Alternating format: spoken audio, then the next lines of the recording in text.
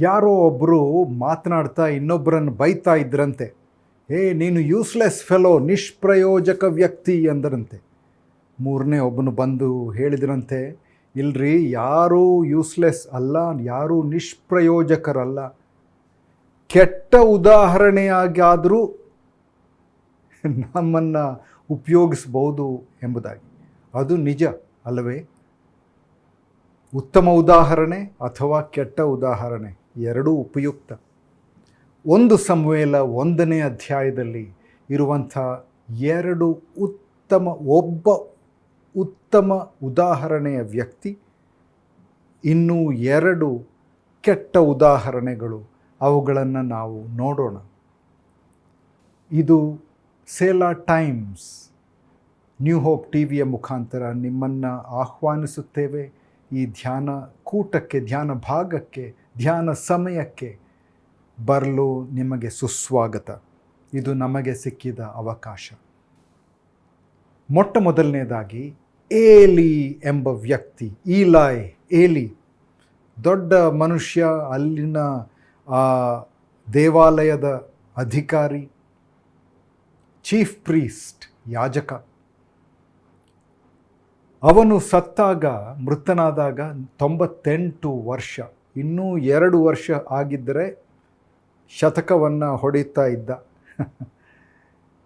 ಬಹಳ ವೃದ್ಧ, ಬಹಳ ದಪ್ಪ, ಬಹಳ ಕುರುಡು, ತುಂಬ ಕುರುಡು.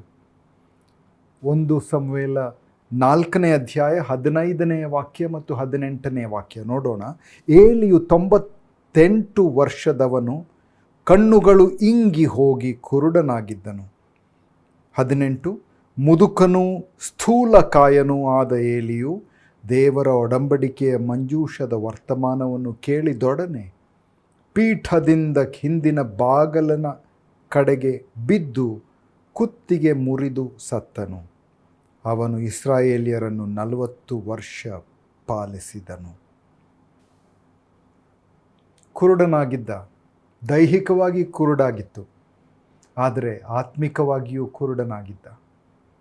ಅವನು ಆರಂಭಿಸಿದಾಗ, ತನ್ನ ಸೇವೆಯನ್ನು ಆರಂಭ ಮಾಡಿದಾಗ ಬಹಳ ಉತ್ಸುಕನಾಗಿದ್ದಿರಬಹುದು, ದೇವರನ್ನು ಹಿಂಬಾಲಿಸೋ ವ್ಯಕ್ತಿಯಾಗಿರಬಹುದು. ಆದರೆ ಸಮಯ ಬರುತ್ತಾ ಏನಾಯಿತು? ತನ್ನ ಮಕ್ಕಳಿಬ್ಬರು ದುಷ್ಟರಾಗ್ಬಿಟ್ರು. ಲೌಕಿಕ ಸಂಬಂಧಗಳನ್ನು ಅವರು ಬೆಳೆಸಿದರು ಮತ್ತು ದೇವರ ವಿಷಯವನ್ನು ಮರೆತು ಬಿಟ್ಟರು, ಅದನ್ನು ನಿರ್ಲಕ್ಷ್ಯ ಮಾಡಿದರು ಮತ್ತು ಕೆಟ್ಟ ಕಾರ್ಯಗಳನ್ನು ಮಾಡಲು ಆರಂಭಿಸಿದರು. ಏಲಿ ಅವರನ್ನು ಹತೋಟಿಗೆ ತರುವಂಥ ಮನಸ್ಸೇ ಇರಲಿಲ್ಲ. ಓಕೆ, ಅದು ಪರವಾಗಿಲ್ಲ ಬಿಡ್ರಿ ಎಂಬುದಾಗಿ, ಸ್ವಲ್ಪ ಅಡ್ಜಸ್ಟ್ ಮಾಡಿರಿ ಎಂದು ಹೇಳಿರಬೇಕು. ಇದು ಪರವಾಗಿಲ್ಲ, ಅದು ಪರವಾಗಿಲ್ಲ ಎಂದು ಹೇಳಿರ್ಬೋದು.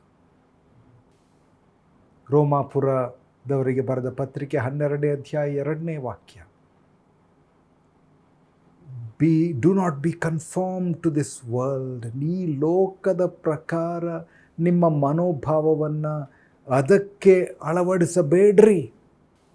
ಅದರಲ್ಲಿ ಮಾರ್ಪಾಟು ಬೇಕು. ಅದು ನಮಗೆ ಇರುವಂಥ, ನಮಗೆ ಸಿಗಬೇಕಾದಂಥ ಒಂದು ನಿರ್ದೇಶ ಅಲ್ಲವೇ? ಏಲಿ 98 ವರ್ಷ, ತನ್ನ ಮಕ್ಕಳು ಮಂಜೂಷ ಎಲ್ಲವೂ ಫಿಲಿಸ್ಟಿಯರನ್ನು ಅದರ ವಿರುದ್ಧವಾಗಿ ಯುದ್ಧ ಮಾಡಲಿಕ್ಕೆ ಹೊರಟಿದ್ದಾರೆ. ತನ್ನ ಮಕ್ಕಳು ಕೊಲ್ಲಲ್ಪಟ್ಟರು. ಹೊಫ್ನಿ, ಫಿನೆಹಾಸ್ ಅವರು ಮಂಜೂಷವನ್ನು ಅವರು ಹಿಡಿದುಕೊಂಡರು. ಆಗ ಒಬ್ಬ ವ್ಯಕ್ತಿ ಬಂದು ಹೇಳುತ್ತಾನೆ, ಅಯ್ಯೋ ಹೀಗಾಯ್ತ್ರಿ. ಎಲ್ಲ ಕೇಳಿದಾಗ ಏಲಿ ಬಿದ್ದು ಅವನ ಕುತ್ತಿಗೆ ಮುರಿದು ಹೋಯಿತು. ಅವನು ಮೃತನಾದನು. ಅವನ ಮಗನ ಹೆಂಡತಿ, ಅವಳು ಹೆರಿಗೆಗೆ ಬಂದಳು. ಹೆರಿಗೆ ಮಾಡ್ತಾ ಇರುವಾಗ ಮಗುವಿಗೆ ಅವಳು ಹೆಸರು ಕೊಡ್ತಾಳೆ, ಇಕಾಬೋದ್. Glory has departed. ವೈಭವ, ದೈವ ವೈಭವ ಅದು ಬಿಟ್ಟು ಹೋಯಿತು. ಎಂಥ ದುಃಖಕರವಾದ ಆ ಸಂಗತಿ ಅಲ್ಲವೇ? ಉತ್ತಮವಾದ ಆರಂಭ, ಆದರೆ ಬಹಳ ಬಹಳ ದುಃಖಕರವಾದ ಆ ಕಡೆಯ ಭಾಗ. ಏಲಿ, ಅದು ನಮಗೆ ಆಗದಿರಲಿ. ಅಯ್ಯೋ ಸ್ವಾಮಿ, ನಾವು ನಿಮ್ಮನ್ನು ಹಿಂಬಾಲಿಸಬೇಕು, ದೇಮನಂತೆ ಇರಬಾರ್ದು. ಮೊದಲು ಪೌಲನೊಟ್ಟಿಗೆ ಇದ್ದವರು, ಆದರೆ 2ನೇ ತಿಮೋಥೆಯನಿಗೆ ಬರೆದ ಆ ಪತ್ರಿಕೆಯಲ್ಲಿ ಓದುವ ಪ್ರಕಾರ ದೇಮನು ನನ್ನನ್ನು ಬಿಟ್ಟು ಥೆಸಲೋನಿಕಕ್ಕೆ ಹೋಗಿಬಿಟ್ಟಿದ್ದಾನೆ, ಇಹಲೋಕವನ್ನು ಪ್ರೀತಿಸಿ ಹೋಗಿಬಿಟ್ಟಿದ್ದಾನೆ. ಅದು ಆಗದಿರಲಿ ಸ್ವಾಮಿ, ನಿನ್ನನ್ನು ಹಿಂಬಾಲಿಸ್ತಾ ಇರುವಂತೆ ಆ ದಯೆಯನ್ನು, ಕೃಪೆಯನ್ನು ನಮಗೆ ಕೊಡು ಎಂಬ ಪ್ರಾರ್ಥನೆ ನಮ್ಮದಾಗಲಿ. 2ನೇಯವಳು ಪೆನಿನ್ನಳು, ಅವಳಿಂದಲೂ ಕಲಿಯಬಹುದಾದ ಪಾಠಗಳಿವೆ. 1 ಸಮುವೇಲ 1ನೇ ಅಧ್ಯಾಯ 7ನೇ ವಾಕ್ಯ. ಪ್ರತಿ ವರ್ಷವೂ ಯೆಹೋವನ ಮಂದಿರಕ್ಕೆ ಹೋದಾಗೆಲ್ಲ ಎಲ್ಕಾನನು ಹಾಗೆಯೇ ಮಾಡುತ್ತಿದ್ದನು. ಪೆನಿನ್ನಳು ಆಕೆಯನ್ನು ರೇಗಿಸುತ್ತಿದ್ದರಿಂದ ಹನ್ನಳು ಒಂದಾನೊಂದು ಸಾರಿ ಉಣ್ಣಲೊಲ್ಲದೆ ಅಳುತ್ತಾ ಇದ್ದಳು. ವರ್ಷದಿಂದ ವರ್ಷಕ್ಕೆ ಅವಳು ಹನ್ನಳನ್ನು ಕೆಣಕುತ್ತಿದ್ದಳು. ಎಂಥ ಅಸೂಯೆಯ ಆ ಸ್ವಭಾವ. ನಾವು ಆಗಕೂಡದು ಸ್ವಾಮಿ.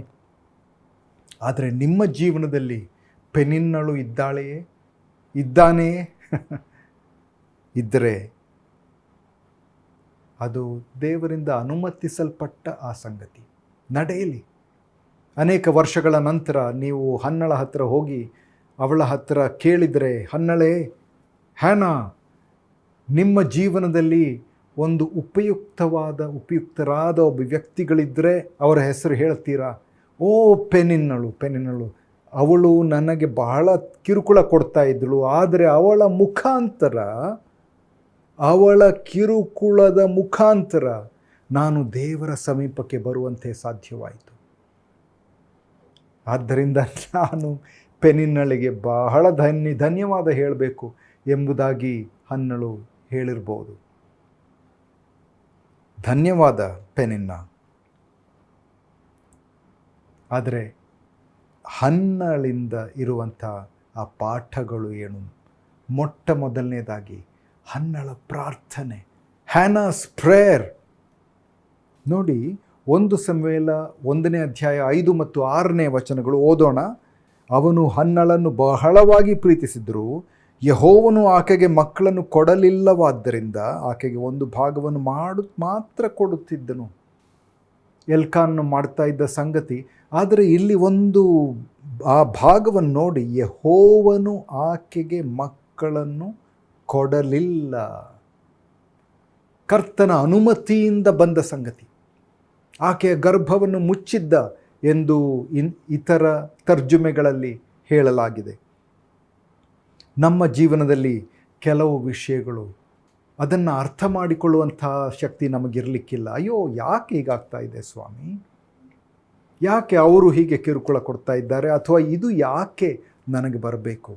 ಯಾಕೆ ಎಂಬ ಸಂಗತಿಯನ್ನು ಉತ್ತರಿಸಲು ಅದು ದೇವರು ಉತ್ತರಿಸಬೇಕೆಂದಿಲ್ಲ. ನಮಗೆ ಅರ್ಥ ಮಾಡಿಕೊಳ್ಳಲಿಕ್ಕೆ ಸಾಧ್ಯವಾಗಲಿಕ್ಕಿಲ್ಲ.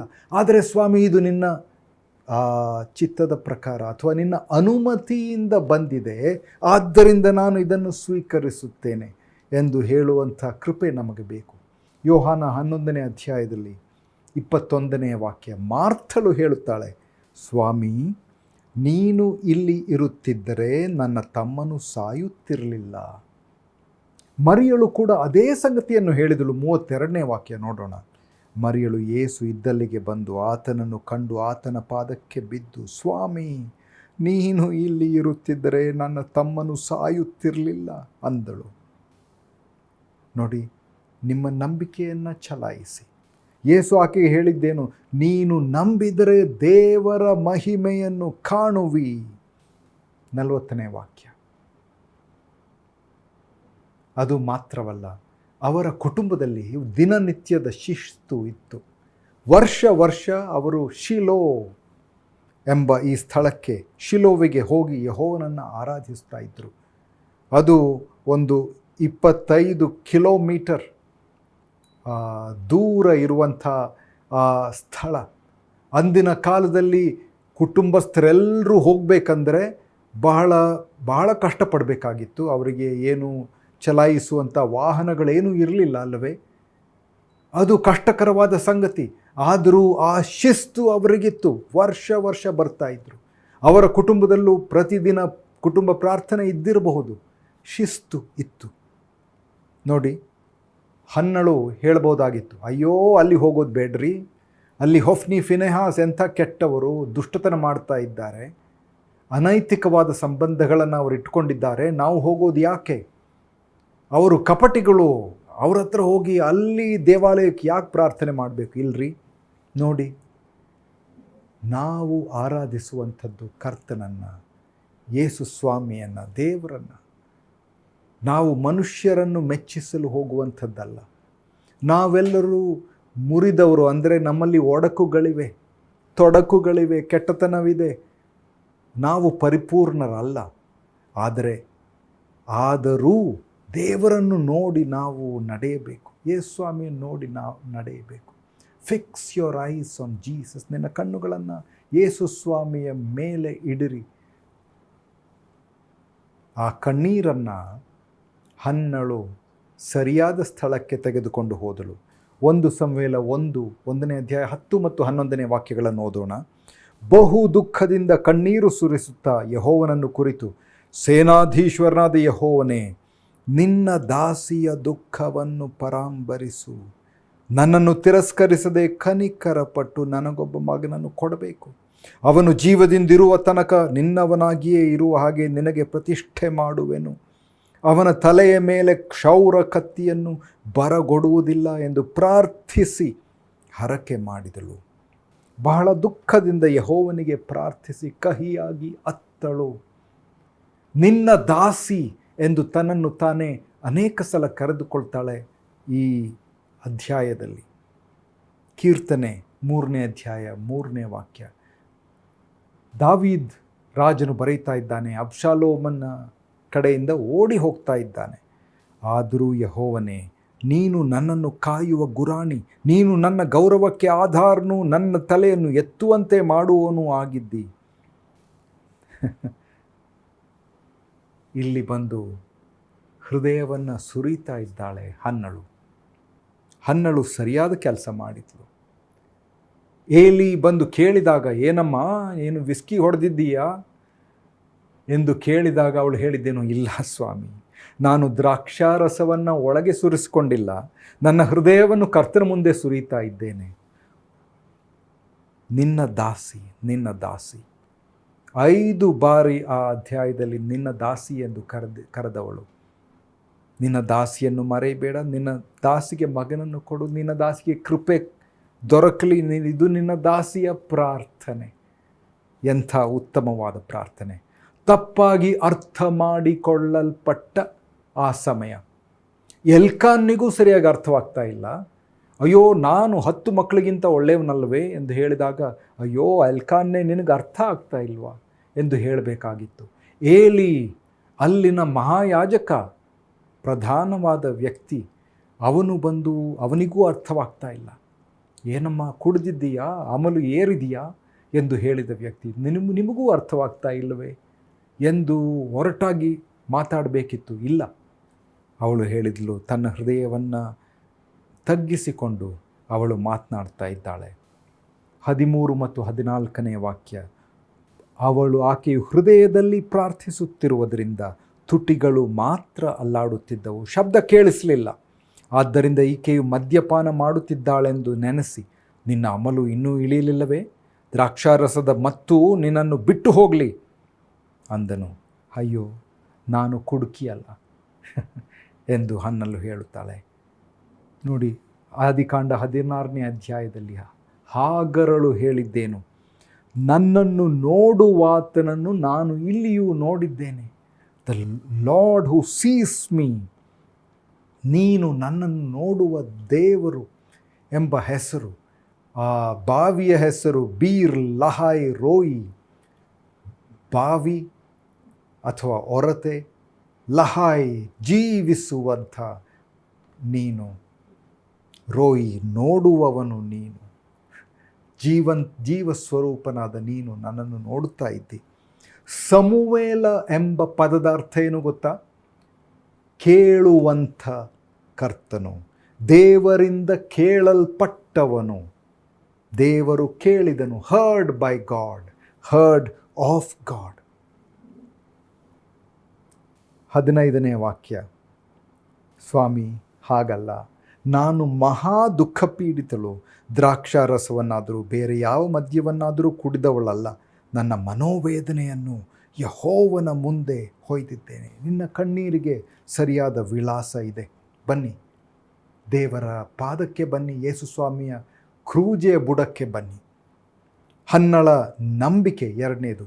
ಮೊಟ್ಟ ಮೊದಲನೇದಾಗಿ ನಾವು ನೋಡಿದ್ದೇನು? ಹನ್ನಳ ಪ್ರಾರ್ಥನೆ. ಈಗ ಹನ್ನಳ ನಂಬಿಕೆ 17 ಮತ್ತು 18ನೇ ವಾಕ್ಯಗಳು. ಈಗ ಏಲಿಯು ಆಕೆಗೆ, ಸಮಾಧಾನದಿಂದ ಹೋಗು, ಇಸ್ರಾಯೇಲ್ ದೇವರು ನಿನ್ನ ಪ್ರಾರ್ಥನೆಯನ್ನು ನೆರವೇರಿಸಲು ಎನ್ನಲು ಹನ್ನಳು ಏಲಿಗೆ, ನಿನ್ನ ದಾಸಿಯ ಮೇಲೆ ಕಟಾಕ್ಷವಿರಲಿ ಎಂದು ಹೇಳಿ ಹೊರಟು ಹೋಗಿ ಊಟ ಮಾಡಿದಳು. ಆಮೇಲೆ ಆಕೆಯ ಮೋರೆಯಲ್ಲಿ ದುಃಖವು ಕಾಣಿಸಲಿಲ್ಲ. ಅವಳು ಊಟ ಮಾಡಿದಳು ಮತ್ತು ಅವಳ ಮುಖದಲ್ಲಿ ದುಃಖ ಕಾಣಿಸಲಿಲ್ಲ. ಯಾಕೆ? ಏನೋ ಸಮಾಧಾನ, ಮಿತಿ ಮೀರಿದ ಸಮಾಧಾನ, ದೇವ ಸಮಾಧಾನ ಆಕೆ ಹೃದಯದಲ್ಲಿ ಬಂತು. ಆಕೆಯು ಗರ್ಭಿಣಿಯಾಗಿ ಹೋದಲೇ ಇಲ್ಲ, ಆದರೂ ದೇವರ ಆ ಮಾತನ್ನು, ವಾಕ್ಯವನ್ನು ಆಕೆ ನಿರೀಕ್ಷಿಸಿದಳು. ನಂಬಿಕೆ ಬಂತು, ಉತ್ತರ ಬಂತು, ಅದನ್ನು ನಂಬಿದಳು, ಹಿಡಿದುಕೊಂಡಳು. ಯೇಸುವನ್ನು ಭೇಟಿಯಾದ ರಾಜಾಧಿಕಾರಿಯ ಬಗ್ಗೆ ಜ್ಞಾಪಕವಿದೆಯೇ? ಯೋಹಾನ 5ನೇ ಅಧ್ಯಾಯದಲ್ಲಿ 50ನೇ ವಾಕ್ಯ. ಯೇಸು ಅವನಿಗೆ, ನಿನ್ನ ಮಗನು ಬದುಕುತ್ತಾನೆ, ಹೋಗು ಎಂದು ಉತ್ತರ ಕೊಟ್ಟನು. ಆ ಗೃಹಸ್ಥನು ಯೇಸು ತನಗೆ ಹೇಳಿದ ಮಾತನ್ನು ನಂಬಿ ಹೊರಟು ಹೋದನು. The man took Jesus at his word. ಮಾತನ್ನು ನಂಬಿ ಹೋದನು. ಸಹೋದರ ಸಹೋದರಿಯರೇ, ವೈಯಕ್ತಿಕ ಸಮಸ್ಯೆಗಳಿರ್ಬೋದು, ಸಂಬಂಧಗಳ ಸಮಸ್ಯೆಗಳಿರ್ಬೋದು, ಅಥವಾ ಒಂಟಿತನವಿರ್ಬೋದು, ತಪ್ಪಾಗಿ ಅರ್ಥ ಮಾಡಿಕೊಳ್ಳಲ್ಪಟ್ಟ ಸಂದರ್ಭಗಳಿರ್ಬೋದು. ಆದರೆ ಹನ್ನಳು ಏನು ಮಾಡಿದಳು? ತನ್ನ ಕಣ್ಣೀರನ್ನು ಕರ್ತನ ಪಾದದ ಹತ್ತಿರ ಬಂದು ಸುರಿದಳು. ನಿಮ್ಮ ಕಣ್ಣೀರನ್ನು ಎಲ್ಲಿ ಚೆಲ್ತಾ ಇದ್ದೀರಿ? ಬನ್ನಿ, ಯೇಸು ಸ್ವಾಮಿ ಹತ್ತಿರ ಬನ್ನಿ, ಆತನ ಹತ್ತಿರ ಬನ್ನಿ. 1 ಸಮುವೇಲ 2ನೇ ಅಧ್ಯಾಯ 10ನೇ ವಾಕ್ಯ. ಯೆಹೋವನ ವಿರೋಧಿಗಳು ಮುರಿಯಲ್ಪಡ್ತಾರೆ, ಆತನು ಆಕಾಶದಿಂದ ಅವರ ಮೇಲೆ ಗರ್ಜಿಸ್ತಾನೆ. ಯೆಹೋವನು ಭೂಮಿಯ ಕಟ್ಟ ಕಡೆಯಲ್ಲಿರುವವರಿಗೂ ನ್ಯಾಯ ತೀರಿಸುವನು. ತಾನು ನೇಮಿಸಿದ ಅರಸನ ಬಲವನ್ನು ಅನುಗ್ರಹಿಸುವನು. ತನ್ನ ಅಭಿಷಿಕ್ತನ ಕೊಂಬನ್ನು ಉನ್ನತ ಮಾಡುವನು. ದೇವರು ಆಕೆಗೆ ಪ್ರವಾದನಾತ್ಮಕ ಒಳನೋಟಗಳನ್ನು ನೀಡಿದ ಅಲ್ಲವೇ? ದಾವೀದನ ಬಗ್ಗೆ, ಅದು ಮಾತ್ರವಲ್ಲ, ಮೆಸ್ಸಿಯನ ಬಗ್ಗೆ, ಯೇಸು ಕ್ರಿಸ್ತನ ಬಗ್ಗೆ ಪ್ರವಾದನೆ. ಕರ್ತನೆ, ನಿನ್ನ ಚಿತ್ತ ನೆರವೇರಲಿ, ನಿನ್ನ ಚಿತ್ತ ನೆರವೇರಲಿ. ಯಾಕೆ ಎಂದು ಗೊತ್ತಿಲ್ಲದಿದ್ದರೂ ಪರವಾಗಿಲ್ಲ, ನನ್ನ ಕಣ್ಣೀರು ನಿನ್ನ ಪಾದದ ಹತ್ತಿರ. ಆ ವಿಳಾಸ ಸರಿಯಾಗಿರಲಿ. ಅವಳಿಗೆ ಉತ್ತರ ಸಿಕ್ಕಿತು. ಮೊಟ್ಟ ಮೊದಲನೇದಾಗಿ ನಾವು ನೋಡಿದ್ದೇನು? ಹನ್ನಳ ಪ್ರಾರ್ಥನೆ. ಎರಡನೇದಾಗಿ ಹನ್ನಳ ನಂಬಿಕೆ. ಮೂರನೇದಾಗಿ ಹನ್ನಳ ಕೃತಜ್ಞತೆ. 1 ಸಮುವೇಲ 1ನೇ ಅಧ್ಯಾಯ 26ರಿಂದ 28. ಹನ್ನಳು ಏಲಿಗೆ, ಸ್ವಾಮಿ, ನಿನ್ನ ಜೀವದಾಣೆ, ಮೊದಲು ಯೆಹೋವನ ಸನ್ನಿಧಿಯಲ್ಲಿ ಪ್ರಾರ್ಥನೆ ಮಾಡುತ್ತಾ ಇಲ್ಲಿ ನಿನ್ನ ಹತ್ತಿರ ನಿಂತಿದ್ದ ಸ್ತ್ರೀಯು ನಾನೇ. ಆತನು ನನ್ನ ಪ್ರಾರ್ಥನೆಯ ಫಲವಾಗಿ ಅನುಗ್ರಹಿಸಿದ ಮಗನೂ ಇವನೇ. ನಾನು ಇವನನ್ನು ಯೆಹೋವನಿಗೆ ಒಪ್ಪಿಸಿಬಿಟ್ಟಿದ್ದೇನೆ. ಇವನು ಜೀವದಿಂದಿರುವ ತನಕ ಆತನಿಗೆ ಪ್ರತಿಷ್ಠಿತನಾಗಿರುವನು ಎಂದು ಹೇಳಿದಳು. ಆಮೇಲೆ ಅವರು ಯೆಹೋವನಿಗೆ ನಮಸ್ಕರಿಸಿದರು. ಈ ಮಗುವಿಗಾಗಿ ನಾವು ಪ್ರಾರ್ಥಿಸಿದೆವು. ಯೆಹೋವನು ದೇವರು ನನ್ನ ಮನವಿಯನ್ನು ಕೇಳಿದ್ದಾನೆ. ಈಗ ಆತನಿಗೆ ಅದನ್ನು ತಿರುಗಿ ಕೊಡ್ತಾ ಇದ್ದೇನೆ, ಸಮರ್ಪಣೆ ಮಾಡ್ತಾ ಇದ್ದೇನೆ. ಮಕ್ಕಳನ್ನು ಬೆಳೆಸುವಂಥ ಕಾಲವಿತ್ತು. ಅದು ಮುಗಿದಾಗ ಹಾಲುಣಿಸಿ ಬೆಳೆಸಿದಾಗ ಅದರ ನಂತರ ಆ ದೇವಾಲಯಕ್ಕೆ ಅವನನ್ನು ತಿರುಗಿ ತರ್ತಾ ಇದ್ದಾಳೆ. ತನ್ನ ಪ್ರತಿಷ್ಠೆಯನ್ನು ಈಡೇರಿಸ್ತಾ ಇದ್ದಾಳೆ. ಮಕ್ಕಳಲ್ಲಿ ಹೂಡಿಕೆ ಮಾಡುವುದು ಬಹಳ ಮುಖ್ಯ, ಪೋಷಣವೂ ಬಹಳ ಮುಖ್ಯ. ಅದಕ್ಕೆ ಬೇಕು ಆದ್ಯತೆ. ಆದರೆ ಅದರ ನಂತರ ಅದು ದೇವರ ಪಾಲಿಗೆ ಅವರೇ ಕೊಟ್ಟಿದ್ದು, ನಮ್ಮವರಲ್ಲ. ಕೃತಜ್ಞತೆ ಮತ್ತು ಮಾತು ಉಳಿಸಿಕೊಳ್ಳುವಂಥ ಆ ಉದಾಹರಣೆ ಅಲ್ಲವೇ? ಹನ್ನಳು ಎಲ್ಕಾನ್ನೊಂದಿಗೆ ತಿರುಗಿ ಮರಳಿ ಬರ್ತಾ ಇದ್ದಾಳೆ. ನೆರೆಮನೆಯವರು ಹೇಳಿರ್ಬೋದು, ಇಲ್ಲ ಹನ್ನಳೆ ತಿರುಗಿ ಕೊಡಬೇಕಾದ ಅವಶ್ಯಕತೆ ಇಲ್ಲ, ದೇವರಿಗೆ ಅರ್ಥ ಆಗ್ತದೆ, ನಿನ್ನ ಮಗನ ನಿನ್ನ ಹತ್ರ ಇಟ್ಕೋ ಎಂದು ಹೇಳಿದಾಗ ಆ ಶೋಧನೆ ಬಂದಿರಬೇಕು. ಆದರೆ ಇಲ್ಲ, ನಾನು ದೇವರಿಗೆ ಮಾತು ಕೊಟ್ಟಿದ್ದೇನೆ, ಕರ್ತನೆ ನೀನು ನಿನಗೆ ಎಲ್ಲವನ್ನೂ ಒಪ್ಪಿಸಿದ್ದೇನೆ, ನನ್ನ ಮಗನು ನಿನ್ನವನು ಎಂಬುದಾಗಿ ಹಿಂದಿರುಗಿಸ್ತಾ ಇದ್ದಾರೆ. 1 ಕೊರಿಂಥ 4ನೇ ಅಧ್ಯಾಯ 7ನೇ ವಾಕ್ಯ ಓದೋಣ. ನಿನಗೂ ಇತರರಿಗೂ ತಾರತಮ್ಯ ಮಾಡಿದವರು ಯಾರು? ದೇವರಿಂದ ಹೊಂದದಿರುವಂಥದ್ದು ನಿನ್ನಲ್ಲಿ ಒಂದಾದರೂ ಉಂಟೋ? ಹೊಂದಿದ ಮೇಲೆ ಹೊಂದದವನಂತೆ ನೀನು ಯಾಕೆ ಹಿಗ್ಗಿಕೊಳ್ಳುತ್ತಿ? ನೀನು ಪಡೆಯದೇ ಇರುವಂಥದ್ದು ಏನಿದೆ? ಏನೂ ಇಲ್ಲ. 10 ಮಂದಿ ಕುಷ್ಠರೋಗಿಗಳು, ಅವರನ್ನು ಯೇಸು ಸ್ವಾಮಿ ಗುಣ ಮಾಡಿದ. ಆದರೆ ಒಬ್ಬ ವ್ಯಕ್ತಿ ಮಾತ್ರ ತಿರುಗಿ ಬಂದು ಮಹಾಶಬ್ದದಿಂದ ಕೃತಜ್ಞತೆಯಿಂದ ದೇವರನ್ನು ಕೊಂಡಾಡುತ್ತಾ ಯೇಸುವಿನ ಪಾದಗಳಿಗೆ ಅಡ್ಡ ಬಿದ್ದ. ಜ್ಞಾಪಕ ಇದೆಯೇ? ಅದು ಲೂಕ 17ನೇ ಅಧ್ಯಾಯದಲ್ಲಿ 15ರಿಂದ 18ನೇ ವಾಕ್ಯಗಳಲ್ಲಿ. ಯೇಸು ಸ್ವಾಮಿ ಕೇಳಿದ್ದೇನು? 10 ಜನರನ್ನು ಗುಣ ಮಾಡಿದ್ದಲ್ಲವೇ? ಒಬ್ಬನು ಮಾತ್ರ ಬಂದಿದ್ದಾನೆ, ಬಾಕಿ 9 ಜನ ಎಲ್ಲಿ? ಸ್ವಾಮಿ, ನಾನು ಹನ್ನಳ ಹಾಗೆ ಇರಲಿ, ನಾನು ಆ ಗುಣವಾದ ಸಮಾರ್ಯದವನಾದ ಕುಷ್ಠರೋಗಿ ಅಂತಿರಲಿ, ತಿರುಗಿ ಬರಬೇಕು. ನಿನಗೆ ಪ್ರತಿಷ್ಠೆ, ನಿನಗೆ ನಮನ, ನಿನ್ನ ಪಾದವನ್ನು ನಮಿಸಿ ನಿನ್ನ ಹತ್ತಿರ ತಿರುಗಿ ಬರುವಂತೆ ನಮಗೆ ಕೃಪೆ ಕೊಡು. ಹನ್ನಳ ಪ್ರಾರ್ಥನೆ, ಹನ್ನಳ ನಂಬಿಕೆ ಮತ್ತು ಹನ್ನಳ ಕೃತಜ್ಞತೆ ಅದು ಬೇಕು ಸ್ವಾಮಿ, ನಮಗದು ಇರಲಿ.